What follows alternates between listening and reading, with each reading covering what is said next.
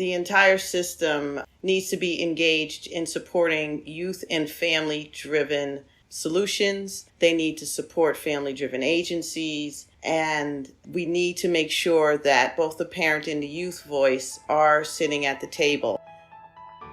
I'm JB Wogan from Mathematica, and welcome back to On the Evidence, a show that examines what we know about today's most urgent challenges and how we can make progress in addressing them.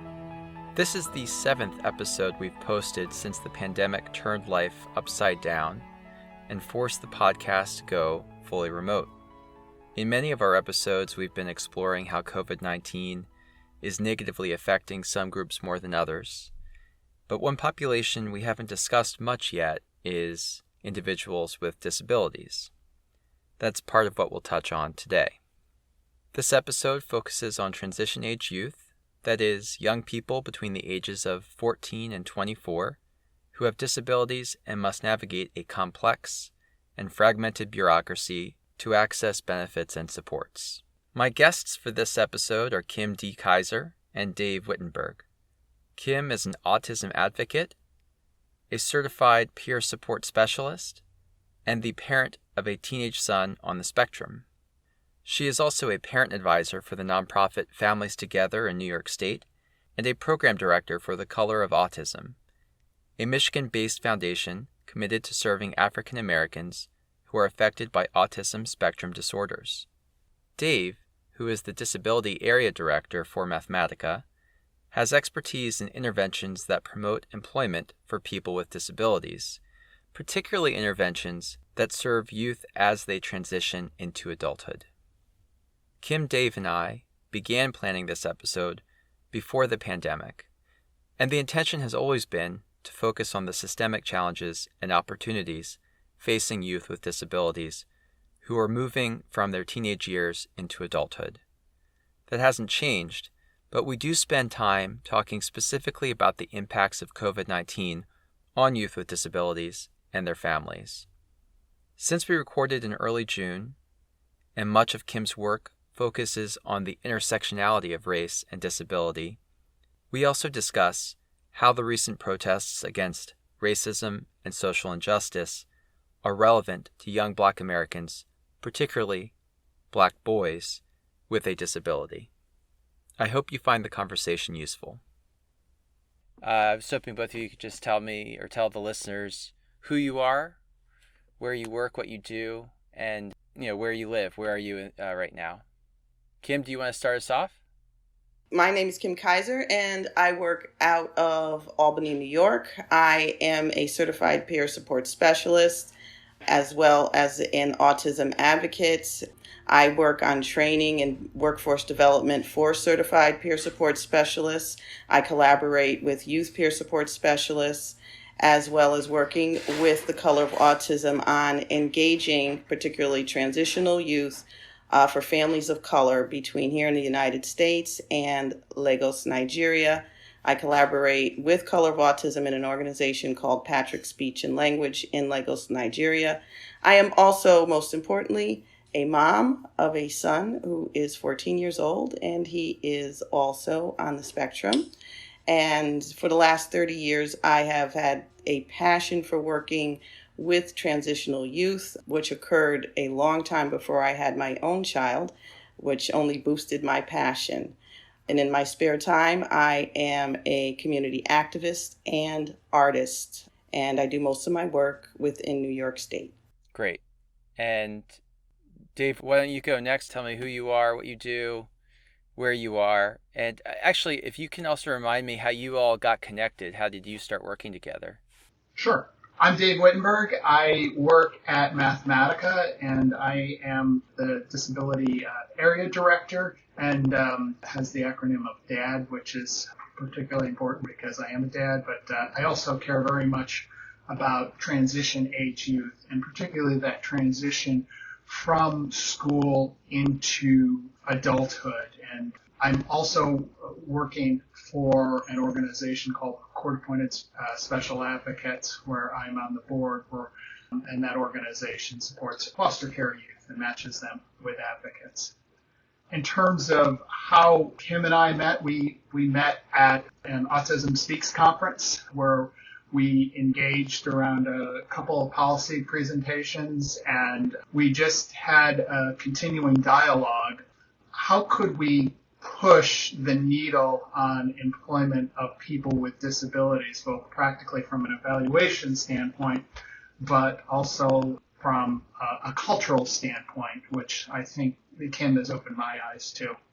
So most of our discussion today will focus on the current set of programs that serve youth with disabilities, specifically in that age range of 14 to 22 who are entering adulthood, and how those programs could be improved. But first, for listeners, could you explain why these programs exist in the first place, and why do youth with disabilities need outside support when they reach the age that many would want to attend college or get a first-time job? They're entering this new phase in their lives. Why do these programs need to exist in the first place? Well, the programs needed to exist because we have to look at the history in our country of institutionalization, the history in our country of looking at people who did not fit in as being people who needed to be directed to particular vocations, particular ways of living their life, and very seldom was it independently. And that goes for people across the board. When you look at people of color, for instance, my grandmother was called to a parent-teacher conference because my father communicated the need to go to college to become a biomed major. At the time, it was, no, you're Black. You go to vocational school. You learn to work with your hands. So if you were Black and perhaps had some perceived disability, if you were white and poorer, had some perceived disabilities, or if you were even wealthy, you were just basically segued or institutionalized. You were never allowed to have a seat at the table in determining your direction. So as time moved forward and we opened up the doors to many cruel, congregate care settings, we have people coming out that need and desire and have their own set of passions and skills that society was not recognizing before. This is a neurodiversity. It's a diversity in physical abilities, mental, cognitive abilities. We know and we realized it never meant that you couldn't do. It meant that you didn't fit into the norm. So therefore, we saw this emergence of policies, one of which was the Individuals with Disabilities Education Act, the IDEA, which is a law that made available educationally free and appropriate public education to eligible children with disabilities throughout the nation. And the IDEA assures special education and related services to those children.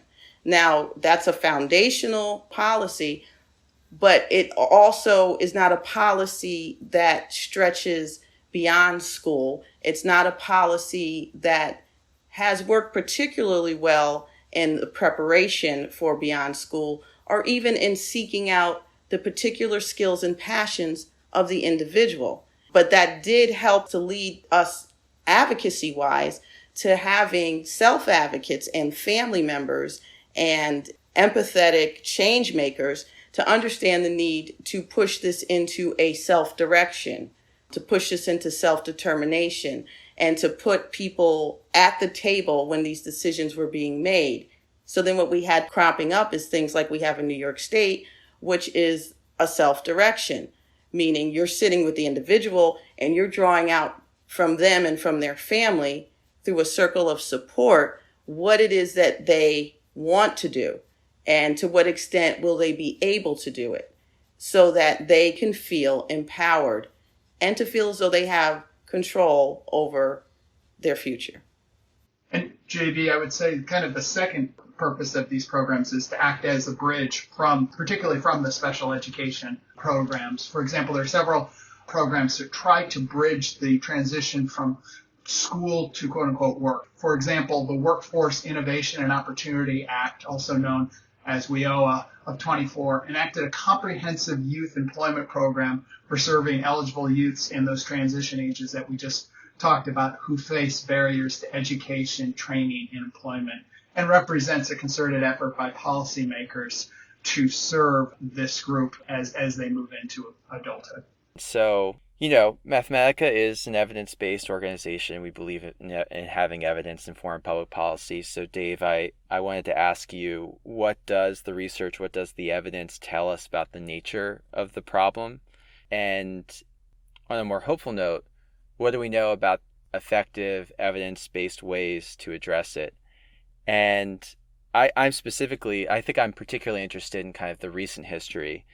What have we learned in recent years, and how is our understanding of challenges and opportunities evolving? I think one of the things that research has told us is that the post-age 18 outcomes of youth with disabilities, and a lot of times we have to track these youth in special surveys, are not very good. They have very high rates of inactivity. 57% of former supplemental security income recipients, which are people who receive disability benefits as a child, were not enrolled in education programs, receiving any sort of training services, and were not employed at age 19. So they were inactive, and there's substantial dropout rates, and they're very low employment rates. And as I'll talk a little bit more about, prior to age 18, there are high rates of arrest. And so the research tells us that this is a policy problem that we need to more proactively address. But there's also sort of another side of this. It's not that we don't have programs to support youth. As a matter of fact, we have a lot of programs. Part of the problem is the fragmentation of the program. So there's a large number of duplicative and often conflicting services, and work disincentives are a major problem. And to just sort of put this into context, the Government Accountability Office compiled a list of disability programs at the federal level alone, and there were nearly 200. And some of these programs serve small numbers of children, focus on children with specific disabilities such as blindness, or serve narrowly target populations. But there are also wide variations in the types and supports across areas. And these funding structures affects those services and how they're provided. So when you take a look at these things from the individual level, you're having these outcomes where youth are essentially falling out at age 18. In large part, those outcomes that I mentioned earlier is because they're moving from a centralized structure of school, which is going to vary way across the country, to something else. And a lot of times there aren't services that necessarily that provide you these full-time supports they may need. And on the other side, they're entering a service system post-age 18 where you don't walk into a school at 8 a.m. You have to go and navigate these services, and some may be available and some may not be available. And that can be very confusing, tricky, and that could change people's preferences to even work, depending on the accommodations they might need, their timing. And one of the things that I want to get as a big message across to people that are not familiar with this area is the concept that disability steals time. It steals time from the youth, and it also steals time from their caretaker. And that time could be productively used to employment. And that's a big challenge we face with our service system. So let me tell you about at least the good news of where there is research evidence. And there has been evidence of efficacy of customized interventions to enhance young adult outcomes, these large randomized trials, specifically for youth with disabilities who have very severe disabilities, who come from low-income families, and been shown that, like, if you deliver well-designed employment services where there's a clear emphasis on the employment services, meaning that there isn't sort of this broad emphasis on case management, health supports, housing supports. It's when the caseworker goes in, they talk to the youth about employment. The youth understands that. The service provider understands that this is employment. When you design those things in a way that's customized to the youth, there is evidence of efficacy. We've shown that we can improve the employment rates of people with disabilities. So that is the really good news. The one sort of bad news here, and this is where I think culturally competent service provision really matters is that it's often hard to recruit youth into these programs and families into these services. Like a lot of times these services are coming from top down. They're coming from a service provider who are very well intentioned. They have a list of youth that they want to interact with in the area, but then you have to essentially call them and say, hey, look, we have these services. Do you want to enroll in these services? And this is something that we certainly did in the youth transition demonstration and in the ongoing promise demonstration between Department of Ed and SSA that we can link in the notes. And so there's definite promise there. A lot of times, even with these promising interventions, it is very hard to get high recruitment rates because you have to convince the family it's not a scam. This is going to benefit your child, and this is going to have a positive outcome. And in the podcast show notes, we'll include links to some of that research and data from Mathematica and other organizations around the evidence on this issue. But I did want to ask about the future and what we can do about this issue of engagement. What are solutions going forward? And Kim, I don't know if you want to maybe take that up. Well, I think, to piggyback on what Dave was saying is that, engagement is the major problem. The entire system needs to be engaged in supporting youth and family-driven solutions. They need to support family-driven agencies, and we need to make sure that both the parent and the youth voice are sitting at the table, that we have our advocates and our service providers who are either both culturally competent and also interjecting peer support for an advocate with lived experience, an advocate who has taken a seat at that table and is now paving the road for the next person, using their lived experience to help strengthen and build self-efficacy in the family and youth that they're working with. And that would also include interjecting something that involves some youth peer advocacy, because having youth who have gone down the road, who have overcome, who are either in college or have gotten out of college and are self-advocates, these are the people who can really connect with the youth to get them engaged in services. So, moving forward, some of the solutions have to involve how do we build self-efficacy and trust. Also, we need the data, because the data is going to drive the building of the program. Data is going to drive the expansion of the program and is going to show where the needs are. And then we have to have, a good knowledge translation in what it is that we're doing, how it's connecting with the individual, and whether or not it's working, which will also go back to the data. We have to build both trust so that we can continue to build self-efficacy within the families. And that has to start before a youth even begins transition. It needs to start early on, and it needs to be a change that's holistic, and parents need to be educated in how to do things such as assisting their child in finding out where their skill sets are, where their passions are. I always tell parents to please observe your child all the time. Observe your child all the time. Because even though you're tired, and like Dave said, time is lost over and over again. But the value in knowing where your child's interests lie means that you're going to utilize these systems, which should be very supportive and culturally competent, to help you continue to build that skill set in that child. Because when you observe your child and you feed their passions, what you're saying to your child is, wow, look at what you can do.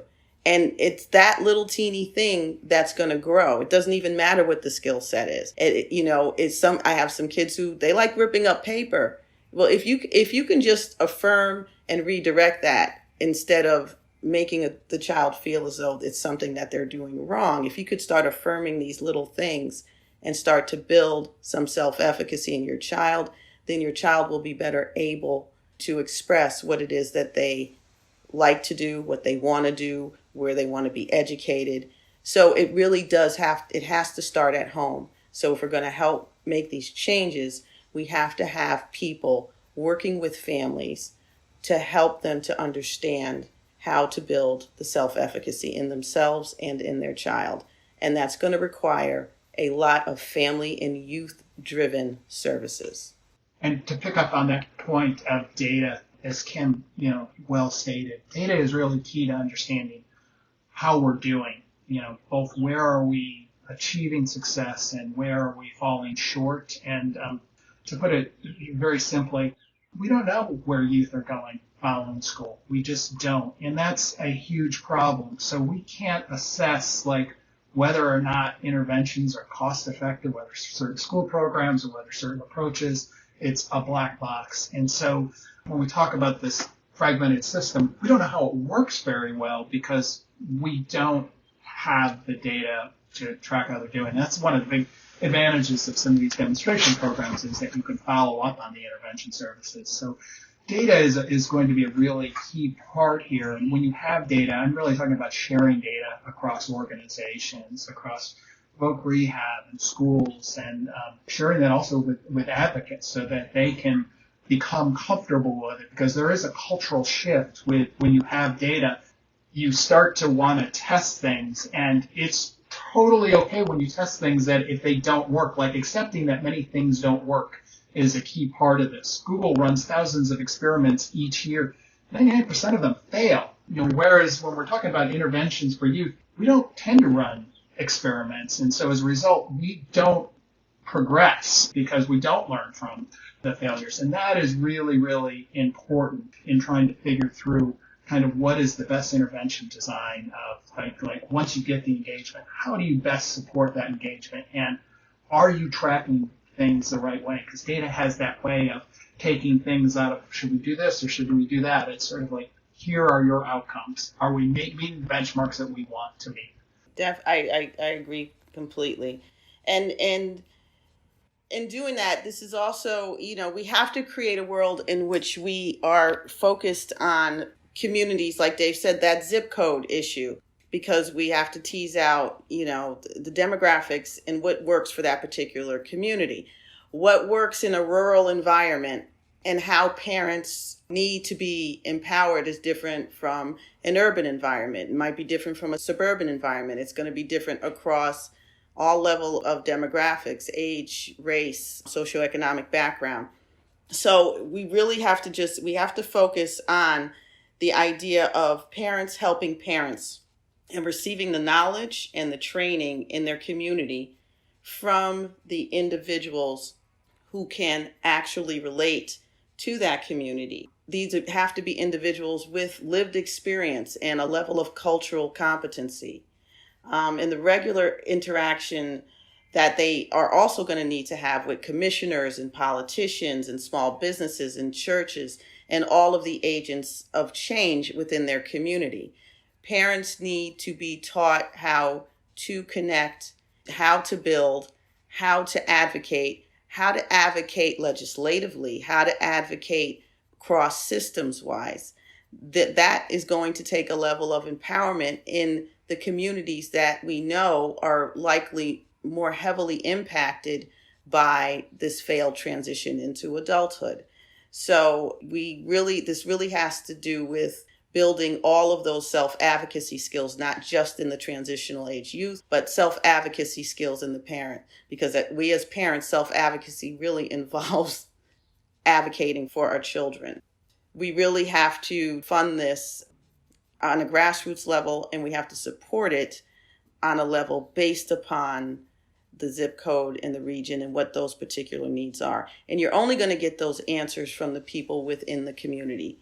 Too often we can't engage, we can't build trust, and we can't make change because we have people, every time I walk into a person's house, they are looking at me as a mandated reporter. So I represent the system, even though I am an independent advocate and I work for nonprofits.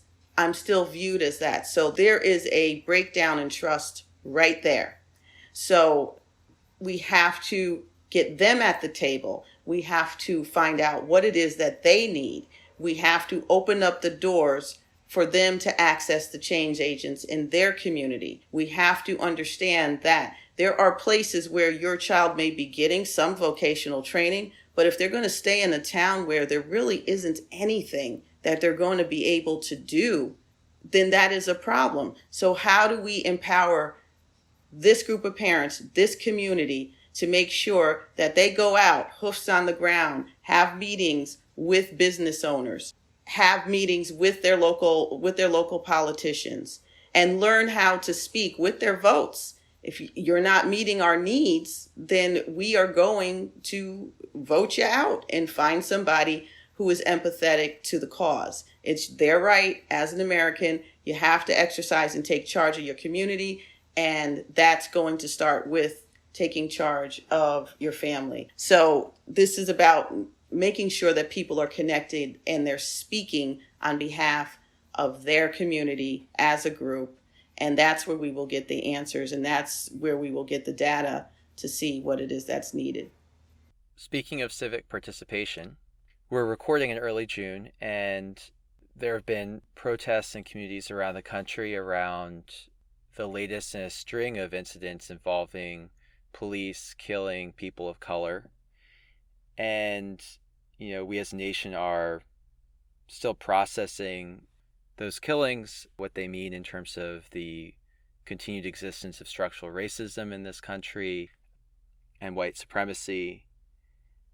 But I wondered what role or what the relationship, if any, there is between that conversation right now that we're all thinking about and this conversation we're having today. What role race plays in supporting youth with disabilities and making sure that they and their families are able to access the supports and services they need, and that those individuals are able to thrive and have that functional life that, Kim, you were describing earlier in our conversation.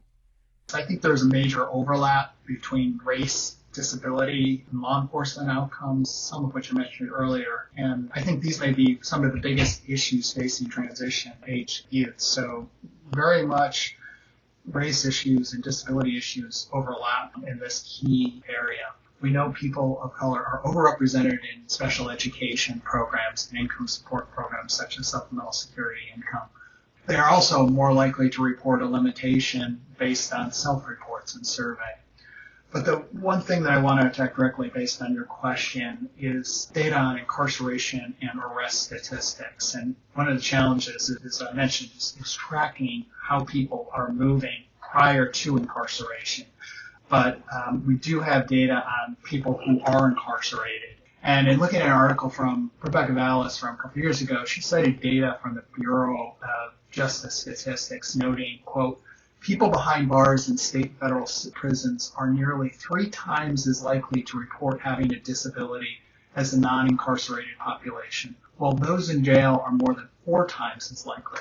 Cognitive disorders such as Down syndrome, autism, dementia, intellectual disabilities, and learning disorders are among the most commonly reported. We also know from when we do special surveys that youth in special education, or those who receive disability benefits, have much higher arrest rates than their peers. So this, I think there very much is evidence of a problem, of an overlap. And this could be a central place to make reform decisions, particularly in earlier intervention approaches, so that people don't look at, say, the children with an emotional disorder who doesn't have a safety net at home and says that's a problem child, that they actually see the child and don't immediately push them into an institutional setting where they could potentially wind up in jail, which is a horrible human cost. But it's also very costly to society as well. And so I think it argues for much more aggressive earlier intervention identification prior to age 18 in school, and to identify where people are going.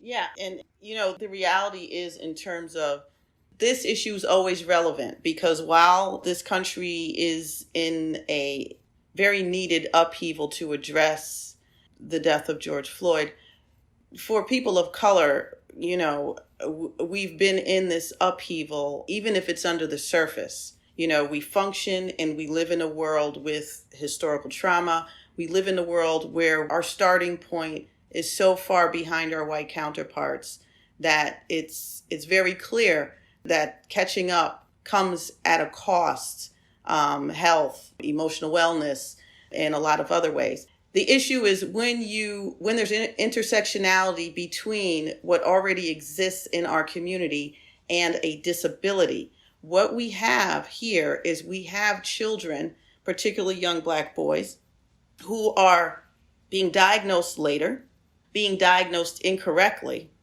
And for example, my son was initially diagnosed with oppositional defiant disorder. Angry child. No, he was an overstimulated child. And it's only because of my own experience and my own sense of my right to advocate that made changes in that led to his diagnosis of autism. Black children are diagnosed later. They're less likely to receive the services, whether that be because of the lack of trust or also because there is at times a re-traumatization of families when you have a system swooping in to tell them what they need to do. Again, that goes back to being very person and family centered. Systems swoop in. We've always had systems in some way, shape, or form swoop into our lives and inhibit our ability to maintain control of our lives and also to maintain control culturally and personally of our children. So that is an ongoing issue. So the intersectionality is very real. Our children of color are in a very, very poor position in society if it stays the way it's going. Things are getting a little bit better, not better fast enough, because our children are ending up, their incarceration rates and also, unemployment rates and other things, deaths at the hand of the police or deaths because of community violence that exists in poor urban settings, getting sucked into gang involvement, getting sucked into a lot of different things because their actual disability or different ability was never addressed. Their skills and talents were never fostered.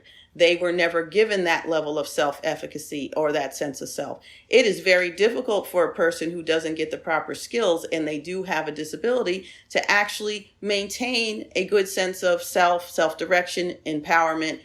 That is compounded when you are a person of color because your starting point, no matter who you are, is always different from your white counterparts. So it's a very compound issue. It can be very traumatizing for families. And there are times when Black families just want to embrace and protect their child with a disability because the fear of having the system come in and interject in a way that is not consistent with what our belief system is or with what we want to do for our children, there ends up being a significant breakdown. So, there's a view of the system of our children early on that when they do have a disability, the perception tends to first go to some sort of opposition, some sort of pushback, whatever it is. The first step tends not to be to immediately embrace them and get them the services they need to grow and transition into a healthy, productive, and happy life. And that's an ongoing issue, and it's very cyclical. Every time it comes around, I notice things are a little better, but we have a whole lot. We have a long way to go to address those issues. So, because 2020 is trying to be both 1918 and 1968 at the same time, I did want to bring up the fact that we're also living amid a pandemic right now. And so we're recording this episode while we're all sheltering in place and working from home. What effect do you think the pandemic is having on this population, on youth with disabilities at that transition age? And I'm kind of interested in both what are your concerns, but also where do you find maybe some reasons for optimism?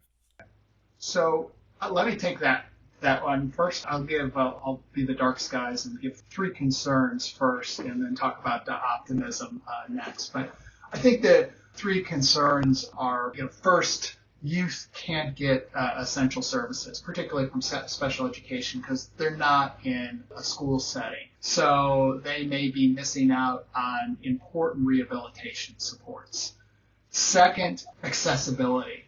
Accessibility of online materials might be available for some, but they might be completely limited for others, particularly people who are, say, take a person who has blindness. If the materials aren't Section 508 compliant, and that may be a big ask for schools that have very limited resources, they might completely miss out on online opportunities and interactions. And the third sort of big concern, and I may be burying the lead here, is really around caretakers. So it's the interaction of the youth with the caretakers, and the youth always being at the home setting and not getting the social interaction with their peers, which is critical to their own human development. But it's also critical to the caretaker of the family, who is likely having to spend even more time sort of creating and accommodating home environment. So those are the concerns. But the old saying is, don't let a good crisis go to waste. There are some places where I think we can be optimistic and really innovative.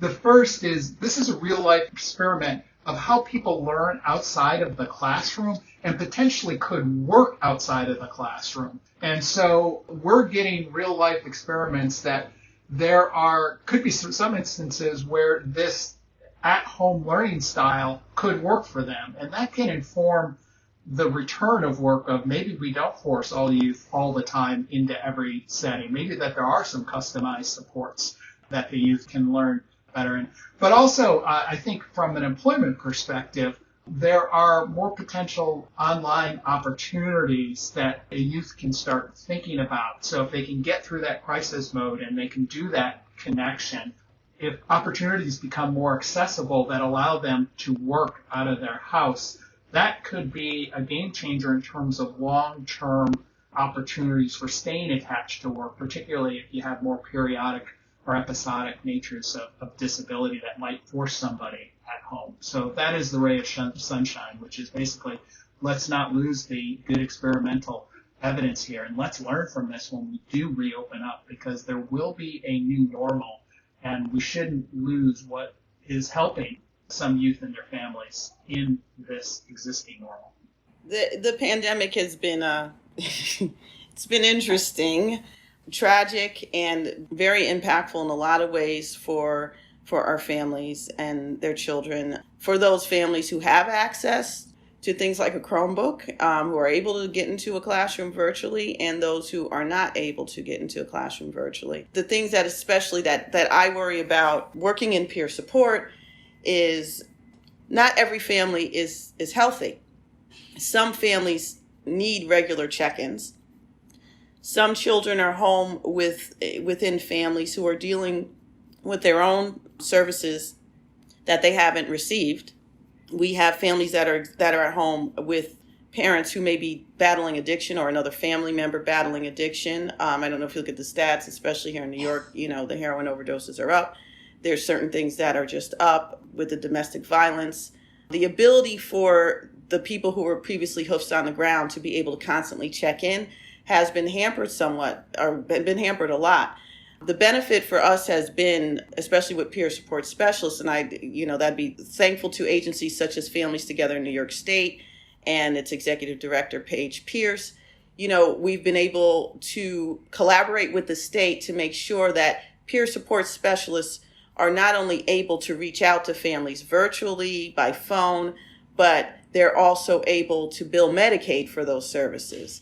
So that keeps things financially driven, as well as maintaining those connections. So that those are some of the positives.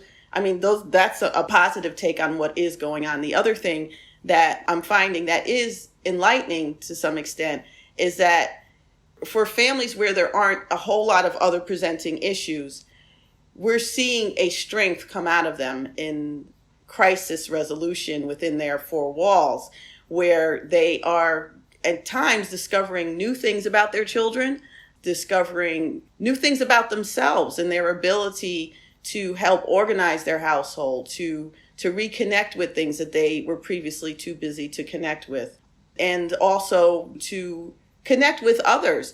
The development of parent support groups virtually, the development of any chats by phone are available. The encouragement that people have to kind of get themselves off of themselves and reach out to another parent who's going through the same thing, to share resources, to share ideas, or just to be a shoulder to cry on. I'm seeing an increase in that sense of community, that pulling together of families. And there are a lot of families that we're not hearing from because they're like, I'm good, I got this, and that's a wonderful thing. And the other positive thing that's happening here is for kids, especially for kids on the spectrum, some of them are actually doing better because they're home. They no longer have the outside stimuli overwhelming them. It works for them. So moving forward, I think that one of the things we do have to look at is what works better for who. It has to be very person-centered. There are some places who have done virtual instruction very well. They need to look at their data. We probably need to be very student-centered in what it is that they need and look at why it is that they almost overperformed during this time versus kids who completely underperformed. And that means looking at the community, the family, and the school district or the service provider that's been giving them services. And lastly, the other thing that has been, out of this crisis is an opportunity for change, but grassroots organizations like the Color of Autism in Michigan, they're looking at this. This is an opportunity to connect with people who want to do better. We've seen an increase in volunteers from universities, people who are studying to be special ed teachers, people who are studying to be social workers or mental health service providers or OT, PT individuals. People are saying, I want to volunteer. I want to come on a panel. I want to talk to parents. So there is this ability to pull people in using people who want to help during this crisis, don't need to get paid, and they want to learn how to reach out to communities in need and help by lending their services, their talents, and their education to help support and uplift families and give them some tips and tricks on what they can do while they're home. And just like in Nigeria's on pause, there are a lot of volunteer moms there and dads who are saying, we got to help each other. Can somebody train us on what we need to do to engage these parents and to share ideas and to help keep our children somewhat on point during this time frame? So there are some things that I think we as a country, we as a world, and those of us dealing in this world of disability with our children and in our professional lives, to look at what has occurred during this time and not lose it. Take it with us into the next phase and use it for our benefit, to examine where there were failures and where our strengths are. And I think you will see more of a grassroots, volunteer-based, and Dave, I dare say like a CASA-based movement where people are coming in from their community saying, I want to help my neighbor. I have this skill set and I want to help you make a better life for your child. Thanks again to my guests, Kim D. Kaiser and Dave Wittenberg. As always, I want to thank you for listening to another episode of On the Evidence, the Mathematica podcast. In the show notes, I'll include several articles that Dave referenced when discussing research about transition-age youth with disabilities. I will also include a recent article in Forbes that features Kim and other parents sharing stories of what Black mothers tell their Black sons with disabilities about racism and police. If you enjoyed this episode, please consider giving us a rating and review on iTunes. You can also subscribe on Apple Podcasts, Spotify, Stitcher, and a range of other podcast players. Another way to keep up with the show, as well as other interesting work from Mathematica, is to follow us on Twitter. I'm at JB Wogan.